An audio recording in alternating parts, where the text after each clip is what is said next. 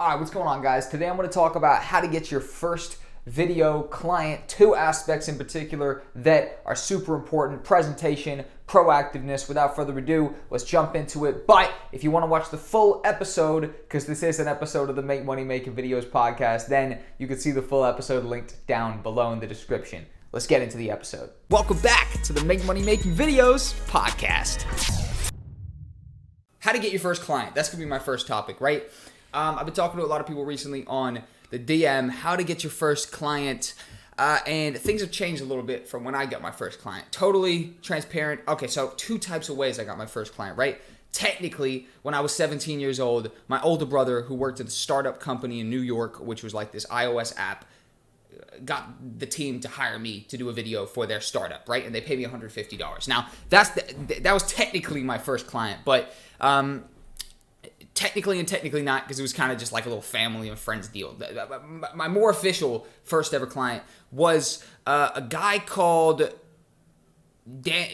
Mark Krigsman or something like that. I'm not too sure, but he was a business guy. And I set up a profile on Upwork back in 2017, right? And this guy, Michael Krigsman, that's his name, not Mark. Michael, pretty close, right? Michael Krigsman found my profile on Upwork, which has never happened to me before. No one just finds your profile and messages you, but this guy somehow did. He found my profile.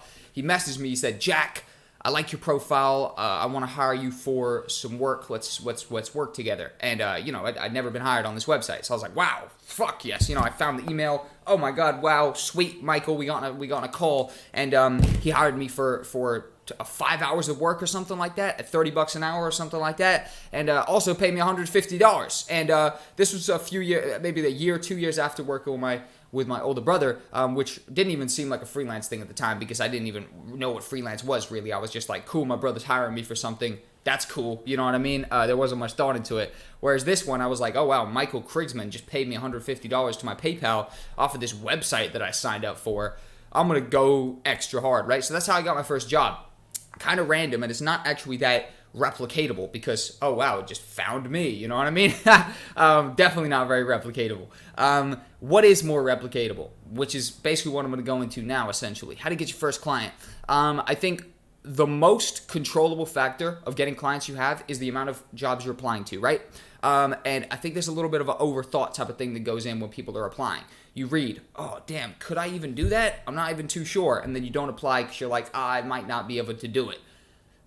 To be honest, you can fucking do it, okay? You'd be very surprised what you can do and what you can't do. I've taken projects which I literally didn't know how to do, straight up. But yeah, I know how to do it for sure. Yeah, 100%. Now, if you're a client watching this, you're probably looking at me a little bit weird, like, God damn, this is the guy I don't want. You know what I mean? Someone who just says they can do it and might not be able to do it. But also, that's the person who finds out they can do something they didn't know how that they could do in the first place, if you know what I mean. So I've literally taken projects where I thought, I know the elements of doing this, but I've never done this before, and then I figured it out on the job, right?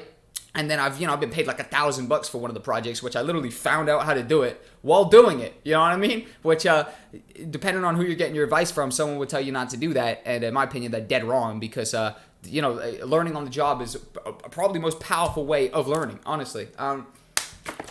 So that's one thing, right? Is if you see a job, you're not too sure you can do it, apply anyways, because the worst, you talk to them on a call and they're like, we need you to fucking animate the new Pixar movie, and you tell them, well, I don't know how to do that, and then you just part ways. But at least you got on the call, and then that call acts as what's called a little experience, where the next call, you know the format of talking with a client on a call, so you do better in the next one. Everything's practice, everything actually serves a purpose, even it's small and you might not even realize, but everything definitely serves a purpose thoroughly. So just get yourself in the situation to be talking with these clients, even if it's not going to go anywhere. Experiencing a negotiation of an amateur negotiation over Skype. We're not fucking negotiating some $30 million deal. We're talking about them sending us $100 or $500 or $1,000, right? So over the internet, this is small level negotiations is not the craziest thing in the world. Did I answer that properly? How to get your first client? The most controllable factor is the amount of jobs you apply for. The amount of jobs you apply for. And then obviously the other factor is if you just fucking suck, you're not going to get any work. You know what I mean? If you suck, I wouldn't hire you. So you wouldn't hire somebody that sucks either, right? So if you look at your stuff and you think, I might suck, it makes sense that you're not getting hired. That's obviously you have a pretty extreme example because the majority of you, I assume, if you're watching this podcast, you don't fucking suck. You have a great level of something at least, right? At least a foundation to then build on and become better at. But also there is the thing is like if the way you're presenting your work either via a show reel, portfolio, or video intro just is sloppy and not good, it's going to be a key factor as well. So how to get your first client, presentation, proactiveness. So presentation being your portfolio, show reel, or video intro. And then what's called presentation. No, wait, that's the one I just fucking said, isn't it? Proactiveness, just applying for the most amount of jobs. You're applying for the most amount of shit. So inevitably you'll get something, right?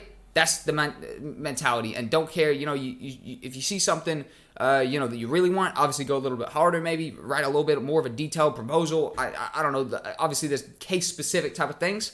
But for the most part, presentation and proactiveness is the key factors that are going to inevitably get you those jobs, right?